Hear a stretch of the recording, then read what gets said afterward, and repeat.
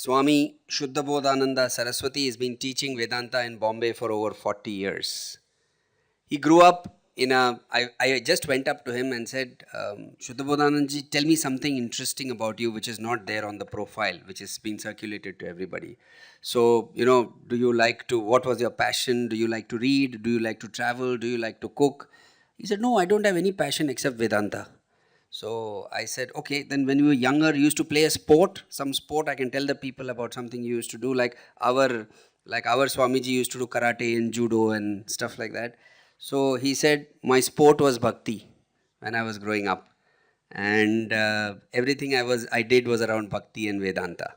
So that's the kind of person we are going to listen to, who's lived all his life, right from his childhood, immersed in Bhakti and in Vedanta. He also, of course, learned from Pujya Swami Dayananda Saraswati ji. He also learned from Chinmayananda Saraswati ji as well. Those were his two gurus. And he is also, like our Professor Ramasubramaniam yesterday, mathematically inclined. But I don't think his talk will be like Professor's talk. I'm sure it will be more centered around Bhakti and Vedanta.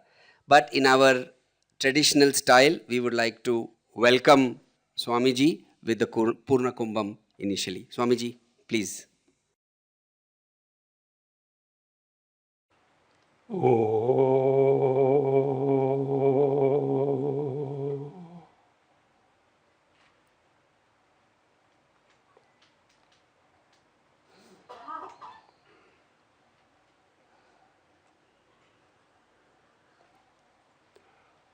Yesterday, you had seen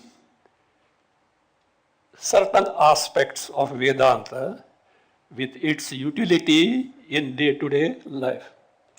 Today I have been given a topic, role of Bhakti in Vedanta. And when you say role of Bhakti, we can't exclude karma also. It is the role of karma, Bhakti, in Vedanta. For that, I would like to analyze and place before you what is that aspect in Vedanta, or what is that goal that is to be achieved by Vedanta needs the role of karma and bhakti. Before that, let us see what is the status of Vedanta. Before that, we should know what is the status of Vedas. Pratyakshenānumityāva yastupayo na buddhyate enam vidanti vedena tasmad vedasya vedita.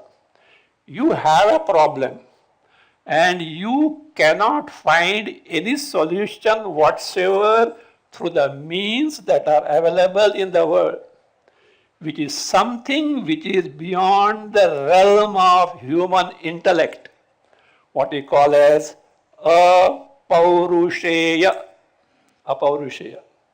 For such a thing, the remedy is provided by Vedas.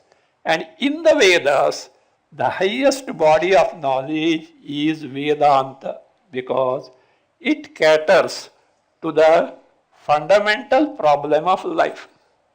What is the fundamental problem of life? I would like to ask you, what is your goal in life? I don't want particulars. Everyone will have his own a long list of things to be achieved. I don't want that. But underlying all these so-called differently appearing goals, is there one thing common? You want happiness, not complete. Moksha, I don't know what it is. वो बाद में देखेंगे.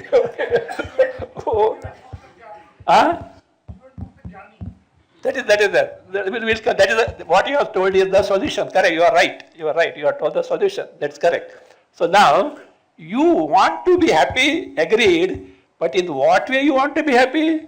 Without even the trace of sorrow, agreed? You want always to be happy, but you don't want even the trace to be sorrowful. Do you do this in your day-to-day life? Suppose you like a dish and same thing is provided to you. Will you eat all the way? Thoda chutney chahiye ki nahi? Some diversion, some chutney here and there, etc. Like that. Why not? I want to be happy, but thoda chutney of sorrow also will do. Can you tolerate? Sorrow you can't tolerate at all. Is it not? So therefore, I want to be happy, totally free from sorrows. That is not sufficient. I want to live all along, if possible, okay? It is not possible. But I would, if allowed, I would like to live all along, never I want to die. Is it possible with the Damoclean sword on the, hanging on the head? It is not there. Come on. Can you find out a solution in the world for this? Can the topmost scientists give you a solution? No, it's not possible. Here comes the role of Vedas and Vedanta. Vedanta is nothing but the ultimate doctrine of Vedas. Now you may ask, where to find the solution? If you want happiness, where will you search it? Where happiness is, there you will search it. Where happiness is not, there you will search. Is it not? You have to find where the happiness is. If you want to be free from sorrow, you have to find the abode which is free from sorrow. And if I can live long, how is it possible? Otherwise, you are behaving like that granny, you know. A granny lost a needle in the bedroom. And she was searching all along on the street. Somebody asked, why granny? Why are you there? Beta, udhar light nahi hai. Here light is there. So therefore, we start finding happiness and freedom from sorrow in this world, is it not? Let us impartially analyze. Do you get it? Don't say no straight away. Because you are a student of Vedanta. Don't say that. We get some joy, we get sorrows also. Sorrows and joys. Means, let us come to a conclusion now. What is it? The world can give me joy to some extent, and it gives me to a greater extent what? Sorrow. One conclusion. Fine. Now let us come to ourselves. We as obtained ourselves are an assemblage of physical body, vital as pranas, psychic, mana buddhi ahankara, chitta, ignorance there or not. Then comes what? Some sentience principle. We are a composite structure of all these put together. Now let us do one thing. If you are ready, what is that? Let us scan now. High-tech days now. So high-tech science day now. Let us scan your assemblage. Where happiness is, where sorrow is, where immortality, total freedom from death is possible. Fine? Okay. Now you say, from where you will start? Physical body. Tell me, is the physical body source of happiness? Diseases, hunger, thirst, pranas means hunger, vital than hunger. It is a source of sorrow. Ruled out. But one thing, it is not the source of happiness, but you agree with me, it is source of sorrow. Yes or no? I will prove otherwise. Okay, take care. Come to now dream. In dream, are your ailments there? Sickness is there? Sorrows arising from what? The body are there? No. But do you mean to say dream state is totally free from sorrow and happiness only? No. Like the waking world, joys are there to some extent, sorrows also are there. So that means the dream world, including the dreamer, is at same par with the waking world. Now, let us analyze the deep sleep state. What do you experience? I hope nobody straight away goes in there, okay? Kosi, easy auditorium is there. You may tend to go to sleep. In sleep, tell me, sorrow is there? Not even to the least extent. Agreed? Is happiness there? Doubtful. Come on. You do not experience happiness at that time. The moment you wake up, what is your experience? I slept, happiness. But something else is there. You know what is that? I did not know anything, including myself. Yes or no? Otherwise, had you experienced happiness then and there, you don't need any solution. Happiness is with whom? You. But ignorance is there. At the same time, that happiness which you remember on waking up, what is the source of it? Just now you had melodious bhajans, source of happiness or not? In the elevation and the devotion also, is it not? Now, happiness that you had enjoyed in the sleep, is it because of music? Is it because of delicious dish or something like that? A beautiful sight you are seeing? Is it that way? No. But it was certainly there. Now tell me, who are all those entities? They were there in your deep sleep state. Were you there? Yes, I was there. Happiness was there. Ignorance was there. Yes or no? Okay. Now, in the dream, were you there? I was there. Joy was there. Sorrows also were there. In the waking, am I there? Yes. Joy was there. This is there. But if joy and sorrows if the joys and sorrows belong to waking world and dream world, in deep sleep state, these two are not there. Therefore, I am free from what? Joys from the sense object, Vishayas we call, and also sorrow. But the happiness that is there should belong to whom now? Whatever that entity I, we don't know what that entity is. That entity I is something which is free from total sorrow.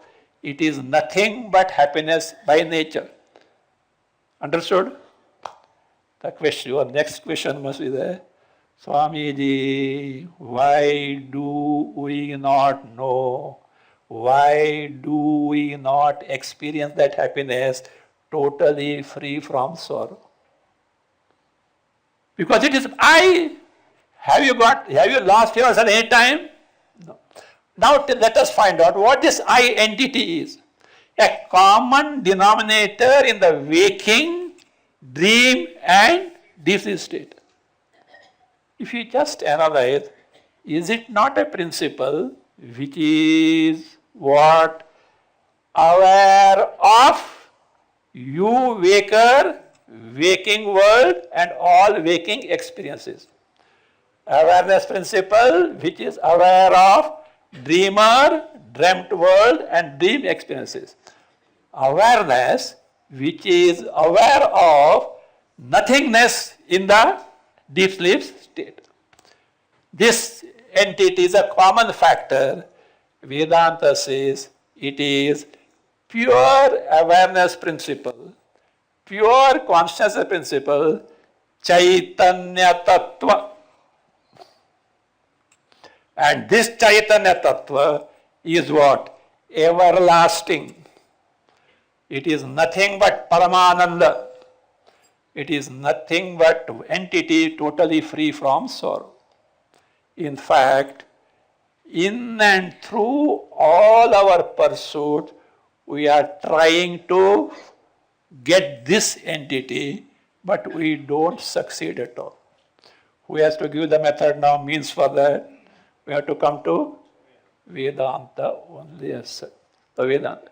How can I get it? We want to know what this entity I is. Look, I am. How do you know? Something evident to you, self-evident. We call it, Dayananda calls that Swayam Jyoti, Swaprakasha. I am. Okay? So I am sorrowful. Evident to you or not? I am happy. Evident to you or not? So this I is something which is a self-evident entity. But as we experience now, we experience ourselves to be sorrowful, angry, hungry, happy, joyous, etc. Who gives all these different types of experiences? Suppose I am talking and I got so inspired and I continued up to 2:30. That board was not shown to me, okay?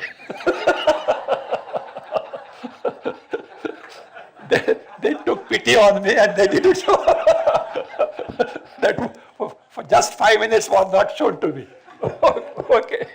Okay. And then say 2:30. And you are so absorbed in that, actually, आपके पेट में चूहे दौड़ रहे हैं. But you are not aware. Why you are not aware? You are engrossed so much. What happened? I am hungry. This thought didn't surface in your mind.